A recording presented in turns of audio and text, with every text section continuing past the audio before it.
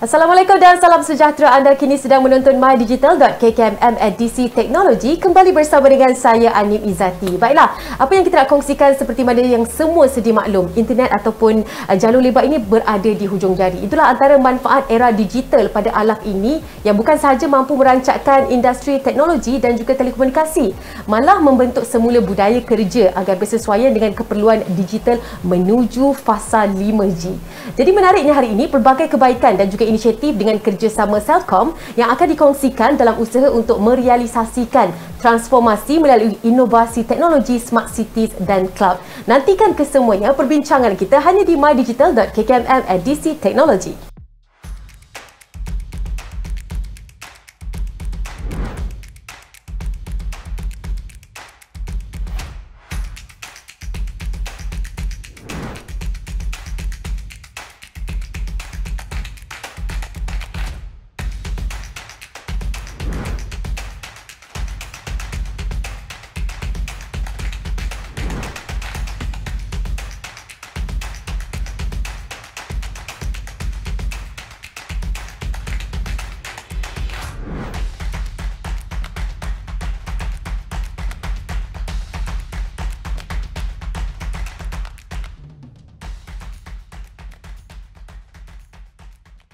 Baiklah penonton-penonton semua, untuk pengetahuan anda, mydigital.kkmm merupakan sebuah inisiatif di bawah Kementerian Komunikasi Multimedia Malaysia ataupun KKMM, dan sebenarnya selain teknologi, kita ada membicarakan pelbagai inisiatif dalam bidang pendidikan, pelancongan, keusahawanan, hiburan, sukan, kesihatan, industri kreatif maupun gaya hidup. Jadi senang saja untuk mengetahui perkembangan terkini kami, boleh layari mydigital.kkmm.my dan jangan lupa tahu untuk follow kami di Instagram maupun Facebook kami untuk update terkini. Baiklah, berbalik kepada kita punya topik utama ataupun yang kita nak bincangkan bersama dengan anda semua, kita beralih kepada segmen yang pertama iaitu Smart Cities. Jika diterjemahkan, ia akan menjadi bandar pintar. Tapi apakah gerakan yang dibawa? Apakah inisiatif ini sebenarnya yang nak disampaikan kepada kita semua? Sedikit makluman kepada penonton semua, Smart Cities ini sebenarnya merupakan gabungan sistem perhubungan komputer, mesin digital dan maklumat teknologi ICT yang saling berkaitan. Ini bukan sahaja dapat meningkatkan pemindahan data melalui rangkaian tertentu tanpa kehadiran interaksi tatap muka, malah sebenarnya meningkatkan pengumpulan dan juga analisis data secara cepat dari pengguna. Jadi menarik bukan bila kita mengetahui fakta dan juga informasi ini. Untuk mengetahui dengan lebih lanjut lagi berkaitan dengan topik kita pada hari ini, kita terus saja memperkenalkan tetamu istimewa kami di studio iaitu Encik Ashokan Nail selaku Ketua Pembangunan Produk IoT Celcom. Selamat datang kita ucapkan Mr. Ashokan. Terima kasih Anis. Okey, terima kasih juga kembali bersama-sama dengan kita. Terus sahaja kita kepada Smart Cities. Mungkin pandangan orang awam berkaitan dengan gerakan ataupun inisiatif yang ingin dibawakan di bawah Smart Cities. Kongsikan bersama dengan kami. Okay, I think terima kasih first Anim and to KKMM for having Celcom. As us, we are proud to say that we are one of the major players in merealisasikan agenda Smart City. So, bagi pengguna biasa seperti me and you, Smart Cities ni sebenarnya mungkin tak semestinya directly membawa impact kepada life. Tapi hari ni, to be honest, kita dah already ada banyak capability yang pintar seperti melalui mobile phone, kita menggunakan app. Tapi kalau kita tengok broader sebagai satu city, ada banyak lagi kemudahan services yang dibawa oleh negara, oleh sesuatu city tu untuk memberi kebaikan kepada masyarakat, komuniti dan ekonomi. So dalam dunia yang digital sekarang ni, it's all about berapa cepat and berapa banyak information yang kita boleh salurkan kepada community, kepada individual yang tinggal di dalam sesuatu bandar kan. And infrastructure, ada pelbagai aspek yang perlu dilaksanakan untuk membolehkan suatu bandar tu menjadi pintar. And salah satu infrastructure yang penting adalah teknologi komunikasi and pengaliran data kepada melalui dari sesuatu sistem atau kepada mobile device atau pengguna directly. So kita di Celcom, our key role dalam dalam ekosistem ni is to membawa and menyediakan kemudahan bukan sahaja dari segi infrastruktur komunikasi, tapi dari segi solution dan produk yang kita boleh tawarkan and also supply kepada to the municipal, kepada pihak pengurusan bandar, bagi untuk membolehkan kebanyakan as much as possible services to be delivered to the consumer and to the individual in the city. Sebab penglibatan untuk digital ini dia tak boleh terbatas. Bila kita katakan nak menyeluruh, bergerak kepada teknologi yang baru, menerima pula 5G dalam kalangan kita sebagai masyarakat, ini sangat-sangat penting. Antara kelebihan yang boleh diraih oleh masyarakat bila kita menggerakkan smart city ini, boleh kongsikan juga bersama dengan kami? Okey, cuba kita bayangkan in a situation 20 atau 30 tahun dulu bila mobile was not existing. Yeah. You can imagine when we were growing up, you know, how we used to live our lives in as simple as kita bergerak daripada rumah ke tempat kerja, how our parents were moving, how our families were communicating. Dari segi business pula, we can see how businesses communicate, how the world completely change bila email diperkenalkan, and then how eventually ICT brought all this value kepada not just businesses, so kepada also community and economy as a whole.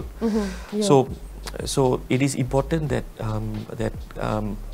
cities also seriously consider the adoption of technology in areas untuk mempermudahkan kehidupan masyarakat and community. I think another very important is that the kepentingan ni perlu dilihat also dari segi perkembangan di bandar, you know, populasi negara going up. Cities are becoming more congested. We need to provide more capabilities to cities to increase the safety of the communities. We have to think about the lifestyle and the mental development and mental stability of the communities in the cities. So it's important that cities will leverage technology, ICT and komunikasi in an ecosystem, for example working with us in Celcom to be able to deliver these benefits and values to the communities. Ya, itu dia antara kelebihan yang kalau kita sama-sama menjayakan inisiatif yang ingin dilakukan oleh pihak Celcom sendiri untuk mengadakan satu environment smart city yang boleh diakses oleh setiap daripada kita pastinya. Baiklah, kita nak sambung perbualan kita, tapi sebelum tu kita nak anda saksikan dahulu video yang telah pun disediakan ini terlebih dahulu. Jom sama-sama kita saksikan.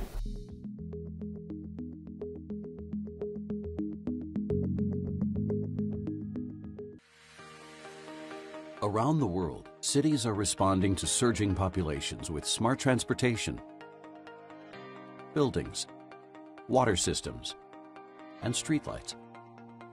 But even smart cities can't improve services for citizens if their leaders don't have the right information at their fingertips.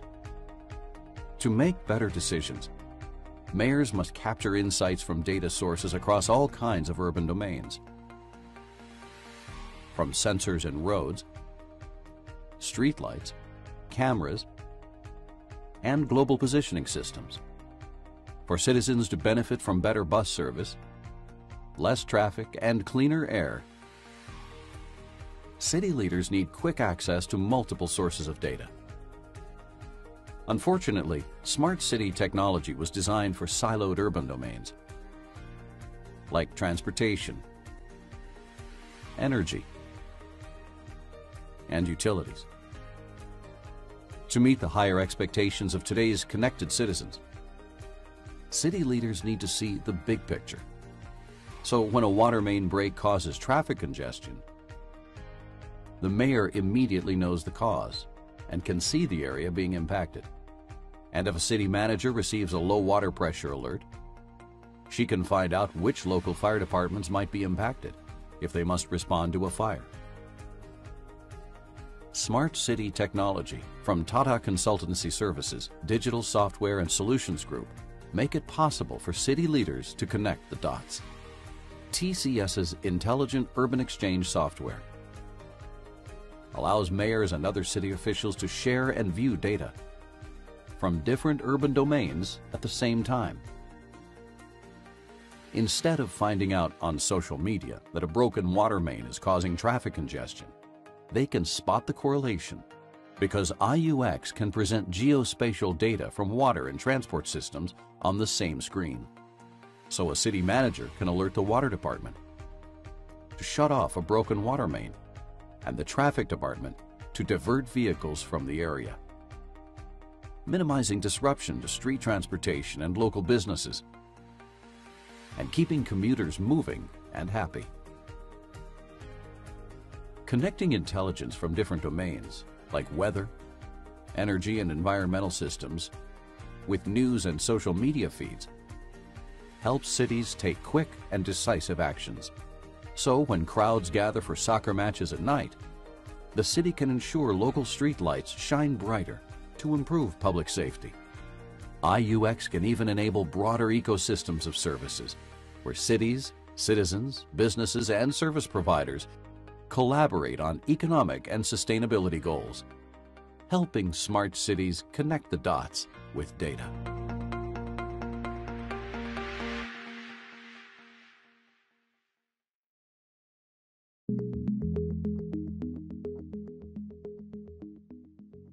Baiklah, kita sambung perbualan kita yang mana kita dah tahu apakah itu Smart City dan bagaimana ianya dapat memberikan kelebihan kepada kita sebagai rakyat Malaysia, sebagai individual, bukan sahaja kepada mereka yang mungkin ada bisnes dan sebagainya, tetapi setiap daripada kita, segenap aspek ni kita perlukan teknologi. Kita perlukan akses digital yang memuaskan, dalam erti kata lain mencapai pada standard yang sepatutnya sebagai rakyat Malaysia.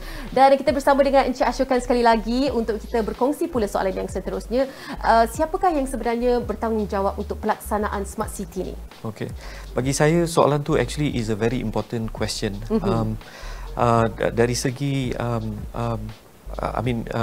basically community, masyarakat, ekonomi di sebuah bandar atau di sebuah state perlu disokong and perlu is driven by the government and also by the state, and also different divisions within the government entities lah kan. But I think in to realisasikan smart cities, it's a much broader ecosystem of players that have to get involved. So the question is who leads and who is part of this ecosystem.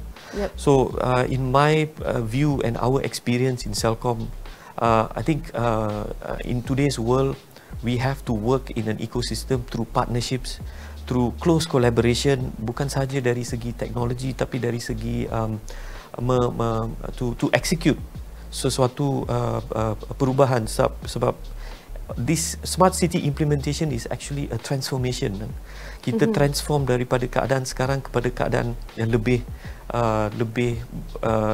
memudahkan, lebih memperbaiki kehidupan komuniti, masyarakat dan ekonomi. So dalam ekosistem ni sebagai it has to be driven together, bukan sahaja dari government, dari state authorities and so on, tapi they have to take some level of leadership, di mana kita seperti Celcom dan partner and technology partners yang lain can come together dalam ekosistem ni untuk merealisasikan dan membawa pelbagai area of expertise mereka lah. Seperti di Celcom kita boleh membawa a lot of innovation dari segi teknologi, ICT, kebolehan dari segi execution and skills and digital skills yang kita boleh bawa ke dalam ekosistem ni untuk merealisasikan the execution of smart kerana cities. Melestarikan digital ini bukan sahaja memudahkan satu pihak lah kan, banyak pihak sebenarnya yang dapat kemudahan daripada apa yang diinovasikan daripada teknologi-teknologi dari masa ke masa. Pastinya perkembangan sesuatu benda itu perlulah dilakukan, dan mungkin kita nak tahu juga setiap benda yang kita gerakkan, setiap benda baru lah yang kita gerakkan, teknologi maupun apa sahaja yang melibatkan era digital ini, pasti ada faktor fakta ataupun di sebalik fakta itu. Jadi mungkin nak kongsikan juga bersama dengan kami apakah fakta yang kita perlu tahu, yang kita perlu faham tentang smart city ni dan juga sebaliknya. Okay. So Anis, I think untuk just to repeat apa yang kita spoke about 15 minutes few minutes ago. Kalau saya summarize, I think the fact ada a few facts fakta yang kita perlu sentiasa remember that dalam melaksanakan sesuatu strategi smart cities is actually a strategy transformasi. So transformation has to happen end to end, and kita perlu lihat segala aspek dalam suatu strategi untuk melaksanakan transformasi sebesar ini yang boleh melibatkan bukan sahaja kementerian atau government atau pihak state department, tapi the community of businesses, the community of people, of individuals, the education system, the transportation system. So all these pillars and aspects within the smart cities perlu diambil kira apabila kita melaksanakan atau to define the goals and objectives untuk melaksanakan smart city seperti ini.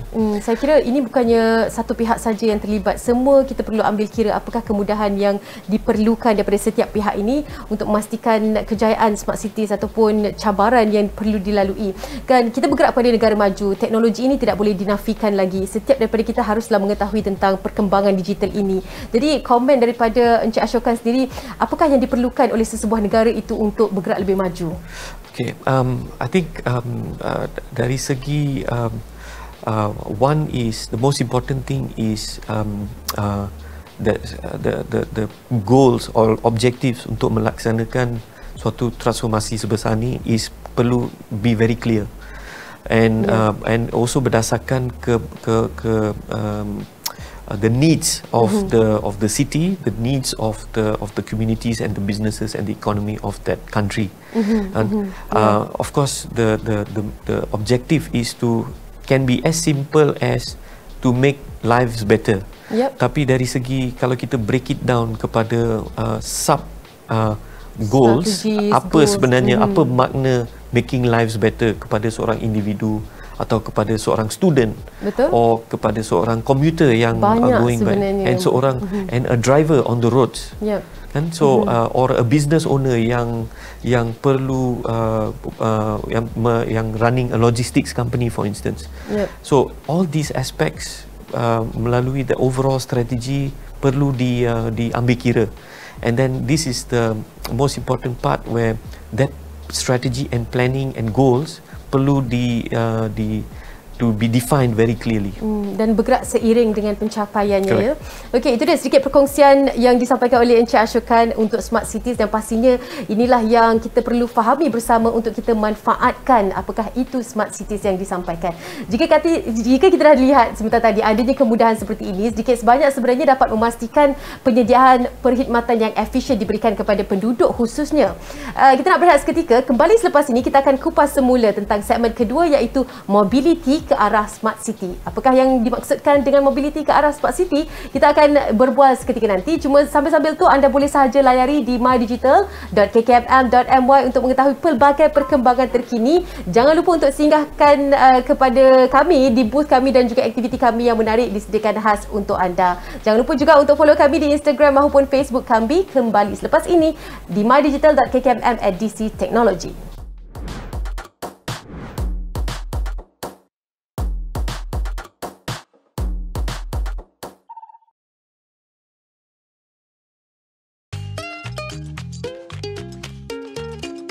Pitas, sebuah daerah kecil terletak 195 km dari Kota Kinabalu, Sabah. Di sini terletaknya pusat internet. Manfaat kemudahan internet telah terbukti dalam komuniti tempatan di Pitas. Pusat internet Kampung Pengampingan, dunia cyber baharu di Pitas, adalah pusat internet di Malaysia yang dinaik taraf kelajuan sehingga 300 megabits per saat. Usaha TM tidak terhenti di situ. Objektif TM seterusnya adalah untuk menggilap bakat usahawan tempatan dan membimbing mereka ke arah dunia digital. KKM juga mengadakan bengkel khas untuk mengajar tentang penggunaan platform pemasaran digital Yellow Pages yang disediakan. Menerusi inisiatif Unify Biz Club, golongan usahawan tidak kira tua atau muda diberi peluang menerokai pemasaran internet.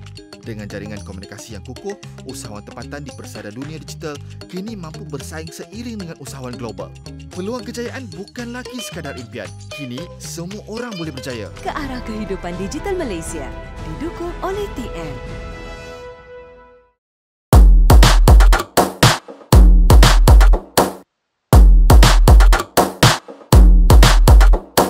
Masih lagi bersama dengan saya Anim Izzati di mydigital.kkmm. Kali ini kita kongsikan berkaitan dengan edisi teknologi. Kalau segmen pertama tadi kita dah pun menyentuh mengenai latar belakang smart cities dan sebenarnya bagaimana ia berfungsi ke arah kehidupan yang lebih baik. Kali ini kita akan sambung semula perbualan kita dengan lebih terperinci di segmen yang kedua. Kita nak bincangkan pula mengenai mobiliti ke arah smart city. Memandangkan kita dah pun hampir melabuhkan tirai tahun 2021, kita nak menerima pula kehadiran 2022. Pastinya banyak perkara yang lebih perlu dikongsikan oleh tetamu kita berkaitan dengan aktiviti maupun inisiatif yang sudah pun dilakukan pada tahun ini khususnya. Masih lagi bersama dengan saya di studio Encik Ashokan Nair. Terima kasih banyak-banyak kerana setia lagi bersama dengan saya untuk kita nak berbual, kita nak bercerita pula tentang mobiliti yang bagaimana, adakah keadaan ianya dapat mampu merubah dunia dan dikatakan semakin digital. Kita bersama dengan Encik Ashokan sekali lagi. Soalan saya sebentar tadi seperti mana yang saya kabarkan, adakah mobiliti yang kita kabarkan ini, yang kita cuba untuk lakukan ini bergerak dan merubah kepada ke arah lebih digital?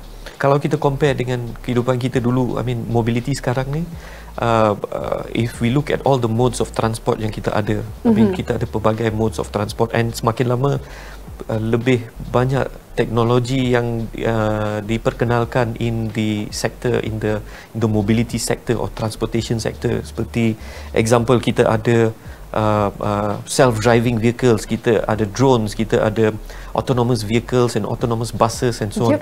So this technology, to be frank, is all developed because of the capability, digital capability yang kita yang sedang is being developed. Okay, so in some countries, in let's say advanced countries, autonomous vehicles are something yang kita boleh lihat in kehidupan seharian mereka. So kalau kita compare dengan capability kita in our country, I think the question yang kita perlu tanya is apa yang diperlukan untuk memperbolehkan mobility seperti ini yang lebih advance untuk to be supported and to be provided to to businesses and people lah. Sebab kita melihat pada kejayaan-kejayaan yang dilakukan kan dari segi teknologi daripada negara luar, pastinya bukan sahaja untuk mencontohi mereka tetapi untuk menyediakan kemudahan bagi rakyat Malaysia enjoy that benefits dan juga kemudahan yang mampu melestarikan kehidupan kita sebagai ke arah dunia teknologi dan juga era digital ini. Kenapa pentingnya kalau kita katakan ia kepada sesebuah perniagaan dan juga komuniti ini? Okay. The intensity of our lives and the intensity of the way we do business has evolved. Dah banyak berubah. And to be in that environment, the way we do things, the way we work, the way we travel, the way we move has berubah significantly. So dalam keadaan seperti ini, a lot of questions is asked around adakah keadaan seperti ini economically viable? The cost of living is going up. People are transforming from travelling to work, tapi sekarang they are working from home. So all these aspects kita lihat bagaimana mobility, aspek mobility di dalam konsep smart cities, how important it is. I think kalau kita ambil example sebagai business, sekarang we have new businesses such as dropshipping. We all shop on Lazada, on Shopee. Even for the smallest thing pun kita boleh buy on Lazada.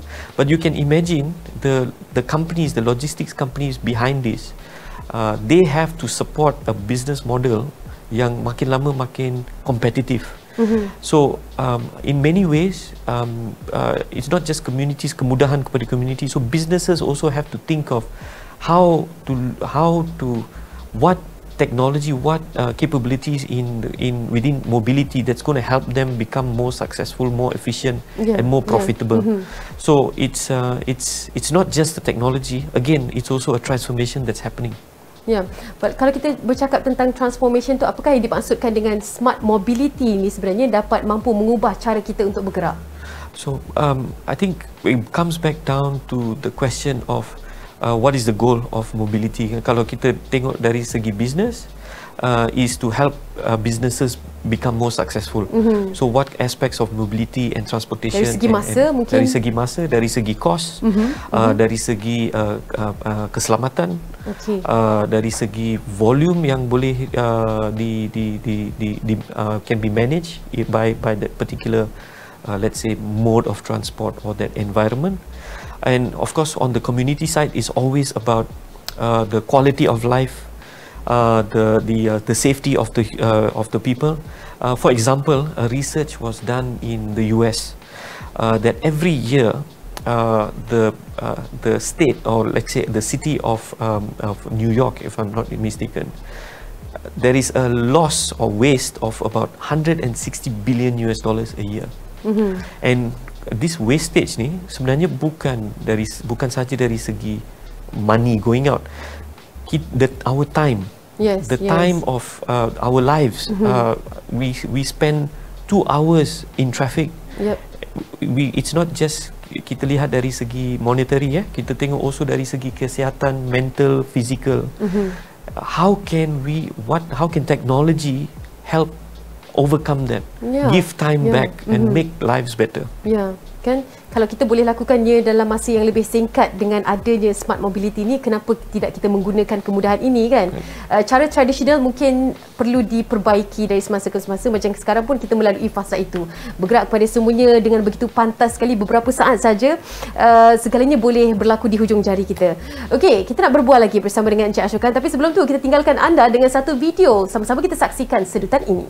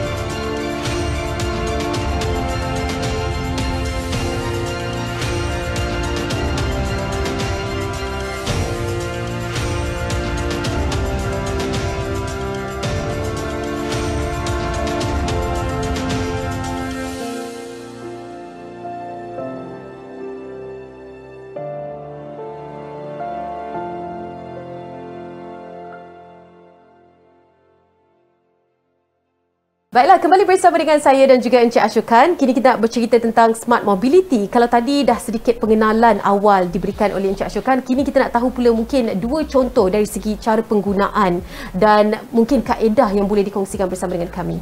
Okay, I think one very common example, bukan saja sebagai Celcom, if you look at a normal person, macam example as yourself. Kita sekarang ni we are such frequent users of Grab. So Grab is a classic example of or e-hailing services, for example.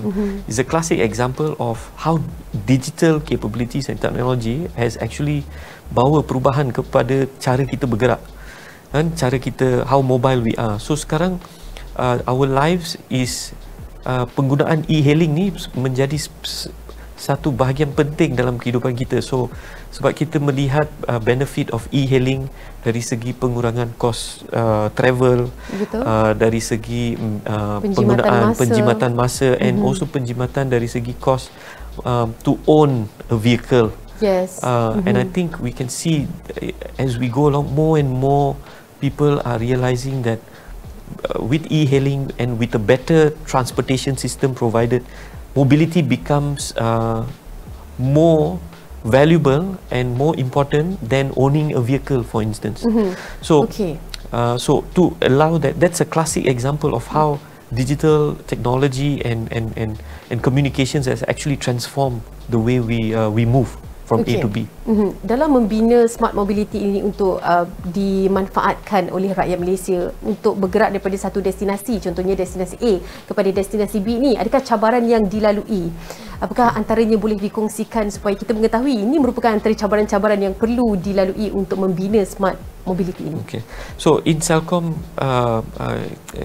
we are very focused and very we see this as a very important part, a role to play untuk merealisasikan any perubahan and development in the areas of mobility to help the communities and businesses. So I think the very important part is to acknowledge that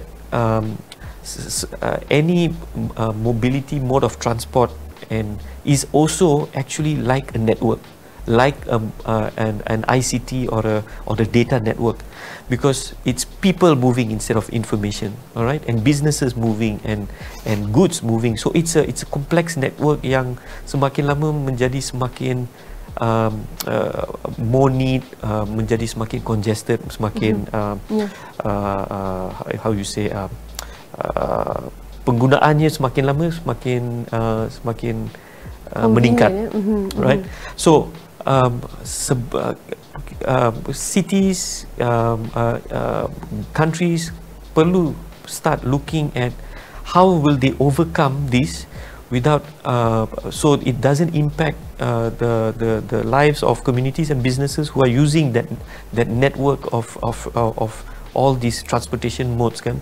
So it's all about it's not just about increasing more infrastructure, but also how can we make the current use be more efficient using digital technologies like such as mobile device. The information that flows through can help communities and businesses utilize the mobility network of a state of a country more effective and efficiently.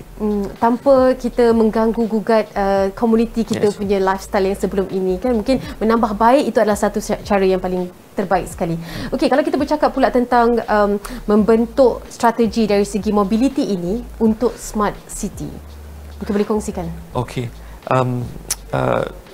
This it's also another example where it involves a transformation. But what is very important, it's this transportation or mobility infrastructure is something that has been operating in a particular city for years. So it's not as easy as replacing it with another technology, right? Or it's because governments and countries have to look at the cost of developing this.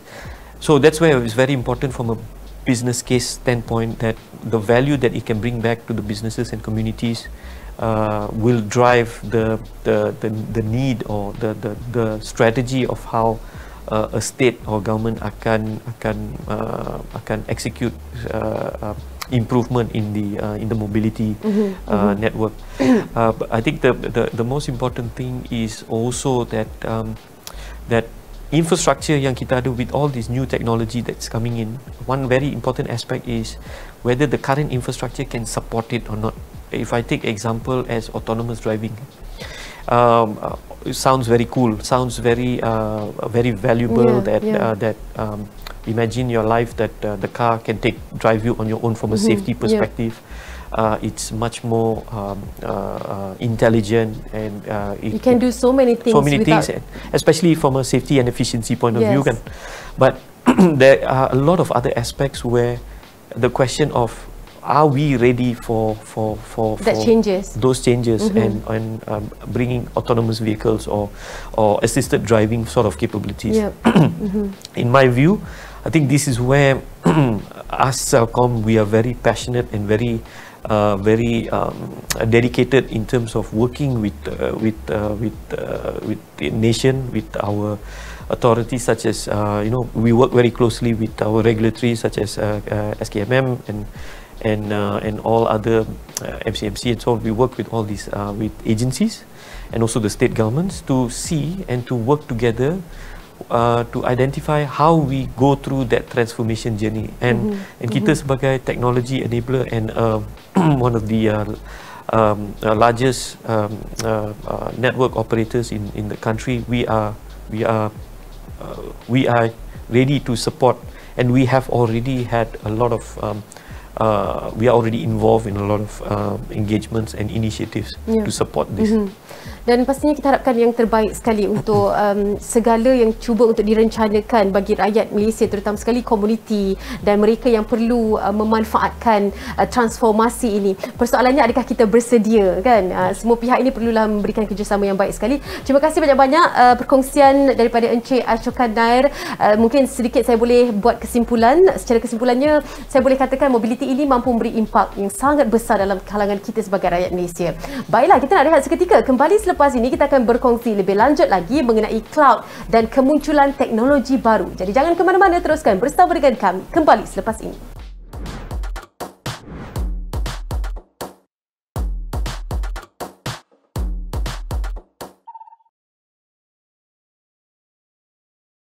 Adrian Wong bukan usahawan biasa, dia usahawan teknologi.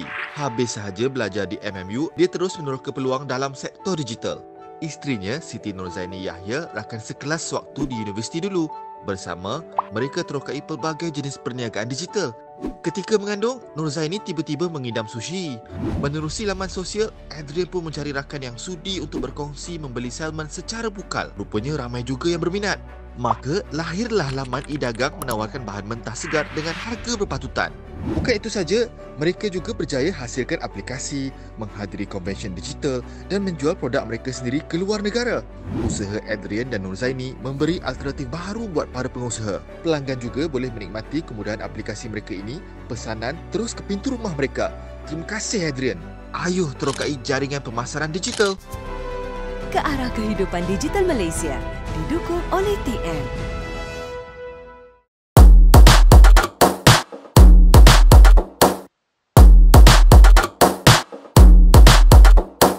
Baiklah, terima kasih kepada anda semua kerana masih lagi setia bersama dengan saya, Anim Izzati, di mydigital.kkmm. Kalau di segmen yang kedua tadi, kita dah pun banyak perkara yang telah pun kita bincangkan, terutama sekali mengenai usaha Celcom terhadap pembangunan teknologi smart cities ke arah negara digital. Kali ini kita nak berbual pula mengenai cloud dan juga kemunculan teknologi baru. Sekadar imbasan sedikit kepada anda semua, selain smart cities, Celcom juga bersama-sama untuk memacu digitalisasi untuk perusahaan di Malaysia dengan perkhidmatan cloud. Usaha sama ini juga melibatkan Microsoft Malaysia yang memberikan potensi untuk pemilik perniagaan melakukan transformasi dalam operasi perniagaan mereka. Jadi bagi mengupas topik ini dengan lebih terperinci, bersama dengan saya secara maya, kita akan bersama dengan Mr. Richard Im selaku Ketua Pembangunan Produk Cloud Celcom. Hi Mr. Richard, how are you? Hi Nim, how are you? I'm good, thank you. I'm good, thank you. So my very first question for you, maybe you can share with us what is actually the role of cloud in the future of smart city and 5G? Okay, the role of cloud in the smart city and 5G is very critical, and it's what we've referred to as a digital fabric for the ecosystem. So let me elaborate a little bit more. Yep. So cloud has different layers that we need to understand. First of the layer of cloud infrastructure is infrastructure as services. Okay. So the infrastructure as services provides all the computing and the storage required for the smart city and 5G. Okay. And then you can imagine the large computing that's required to support this, right? To be able to scale the huge amount of data that's required for storage, the computing that's required. So the cloud provides that infrastructure and be able to scale and provide that computing power. So that's the first layer. The second layer is the platform as services. Yeah. So a lot of these smart city solutions and 5G require ecosystem of a lot of the solutions and partners that you have to onboard and bring together. So this platform of services is also very important in terms of its role. Okay. Because when we onboard these partners together, we will do what we call the service orchestration. So we will bring all the different components of the applications and partner services and solutions build the solution required for fleet management and smart security and things like that for smart city and 5G. Yeah. And lastly, the last component of the smart cloud is software as services. Yeah. So this layer basically provides all the ecosystem of different kind of applications and software you need to support these use cases, along from collaboration in terms of security, okay. In terms of many other applications that you need. So when you kind of look at all the kind of the support you need from that it provides in terms of infrastructure computing, from platform as services, as well as software ecosystem, then you can see it's really kind of the foundation of a lot of the the smart city and the digital economy we're heading towards. Okay, maybe you can share with us as well, what is actually Celcom's strategy for cloud adoption in Malaysia and enabling digitization of businesses? Thanks for your question. It's a great question because that's there's a lot of discussion about how do we help our customers and how do we help local business and small businesses to be competitive and kind of handle all the things that we are going through in terms of pandemic.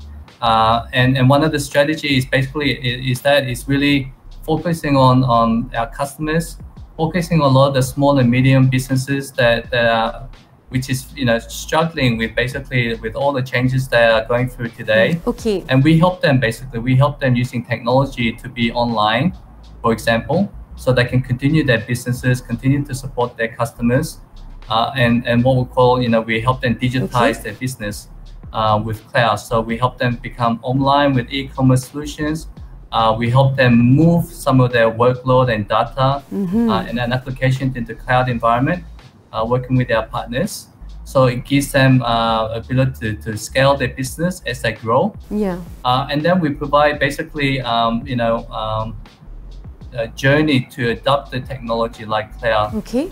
From simple applications with Microsoft 365 and the productivity applications on cloud, going into managed services and taking on that journey of cloud adoption going forward. So we are very focused on services and we are very focused on really enabling our customers with the technology. That's our strategy. All right, so what are some of the cloud solutions available and who are the cloud providers Celcom is working with right now? Sure. Thanks for the question. So today we have a range of products and solutions in the market. Simple things like Microsoft 365 and productivity suites. We are bundling with our mobile and other applications and services that the small business require. And we call that SME suite. Yep. And there are other kind of services along the line. Very simple packages for supporting small businesses today. Okay. Right? In addition to that, we have cloud services. So we have cloud services to help, as I highlighted before, to transform their businesses and move some of their workload into cloud. Okay. From their data, from the applications, and so we have what we call professional services for cloud, and then many services to support their training and provide the ongoing support for them. Right. And then over a period of time, basically, we will get to what we call hybrid and multi-cloud services, which means that for small, medium to corporate to public sector, we'll have a range of products and services that would cater for their business requirement, for the security, for the commercials that they need. So we will have a choice. It's like a menu. We have a choice of cloud services for your preferences that's catered for your business. All right, so thank you so much to Mr. Richard. And before we go into more details, let's watch this video first.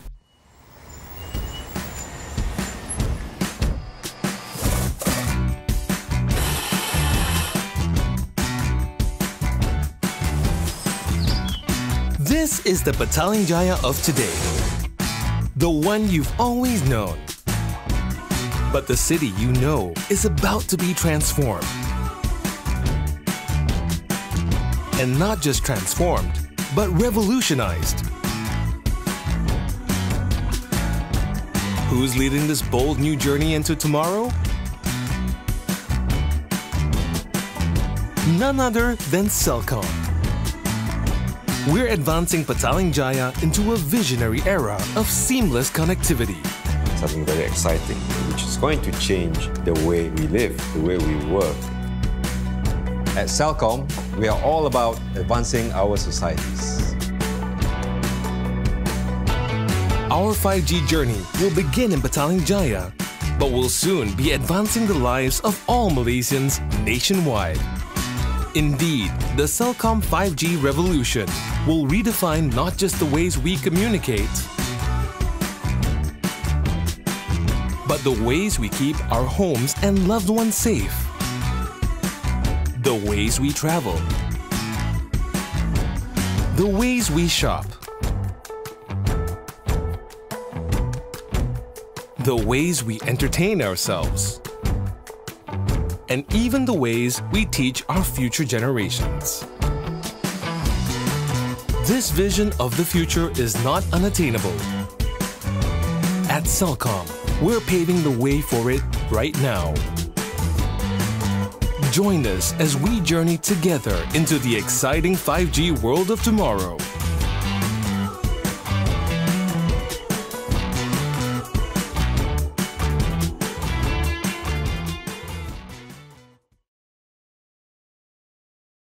Alright, so we are back with Mr. Richard. So now maybe you can share with us, Mr. Richard, what are the challenges Celcom sees from customers when adopting new technologies like cloud? I mean, that's a great question as well. It's a challenge for not just our customers, but for us as well, because there's so many new technologies that is coming into the market today. Keeping up with the change that's happening in terms of new technologies, and also the skill set you need to support the new technology and understand.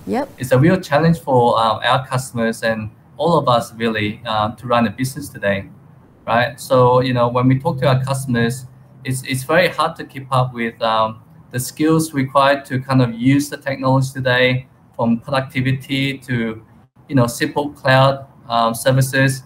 A lot of the customers don't really understand a lot of these kind of technologies and the terms. So we try to simplify a lot of these complexities to simple things that they can understand. But the skill set is an issue, and the rate of change in terms of adoption is a real issue for them in adopting cloud and new technologies going forward. All right, so what is actually Celcom's roadmap for the future of cloud and new emerging technologies? Sure, thanks for the question. I mean, for our strategy and roadmap, there's a lot of many exciting things that's happening. We are embarking on smart city. We are launching 5G, and IoT solutions are coming. And then we have new technologies like VR, AR for virtual reality, and what we call what many people are calling metaverse. This virtual world that we are embarking on. So there's so many new technologies coming on board. And we are very excited to continue to innovate and support these new technologies with cloud as a digital fabric, as I mentioned before, for the digital economy. And we will continue to basically support our customers to be able to kind of bridge the gap between all these innovative solutions to helping their business needs on the ground. And helping them on the journey to help them to be successful, to help them to grow. And use our innovations and solutions to be able to enable that. Okay, so thank you so much, Mr. Richard. And itu dia tadi perkongsian yang cukup hebat daripada tetamu khas kita, Encik Richard. Dan ini sangat bertepatan dengan inisiatif Celcom yang sentiasa bersedia untuk memenuhi keperluan digital bagi perusahaan di Malaysia. Dan semoga apa yang kita bincangkan pada hari ini dapat dimanfaatkan bersama ke arah pelaksanaan adaptasi digital. Seterusnya, merealisasikan transformasi bersama dengan Celcom ini melalui inovasi teknologi, smart cities dan cloud. Kita dah pun sampai ke penghujung rancangan. Terima kasih kepada anda yang sentiasa setia menonton kami, dan terima kasih juga kepada kedua-dua tetamu kita, Encik Ashoka Nair, Ketua Pembangunan Produk IoT Celcom, dan juga Encik Richard Im, selaku Ketua Pembangunan Produk Cloud Celcom atas perkongsian yang begitu informatif sekali. Selain daripada edisi teknologi, pelbagai lagi kategori yang boleh dibincangkan bersama yang anda perlu ikuti, antaranya gaya hidup, kita ada kesihatan, kita ada pelancongan pendidikan, keusahawanan, industri kreatif, hiburan mahupun sukan. Terdapat juga booth yang anda boleh lawati di mana sahaja anda berada, bila-bila masa sahaja. Segalanya di mydigital.kkmm.my, memacu aspirasi digital negara. Kita jumpa di episod yang seterusnya. Assalamualaikum dan bye-bye.